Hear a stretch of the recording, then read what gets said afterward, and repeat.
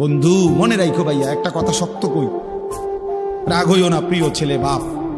এই কপাল পৃথিবীতে উপার্জনের দুনিয়াবি কোনো কাজে লাগে না। এই হাত পাও এগুলা মানুষের অঙ্গ প্রত্যঙ্গ কাজে লাগে বিভিন্ন উপার্জনের কামে। এই কপাল এটা দুনিয়াবি কোনো কামে লাগে না। দেখ কোনো কাজের জন্য ওটা দিয়ে কোনো উপার্জনের কোনো কামে, দুনিয়ার কামাইয়ের কোনো কাজে এই কপালের এটুকু জায়গা ব্যবহার হয় না, এটা লাগে না আর কি। তাই এটা আল্লাহ তাআলা কেন বানাইছেন? খোদার কসম রব্বুল আলামিন এই কপাল শুধুই সেজদার জন্য বানাইছেন, শুধু সেজদার জন্য। এই জন্য যে কপাল সেজদা দেয় না, যে কপালে সেজদা নাই, তুই মানুষও না, মানুষের বাচ্চাও না।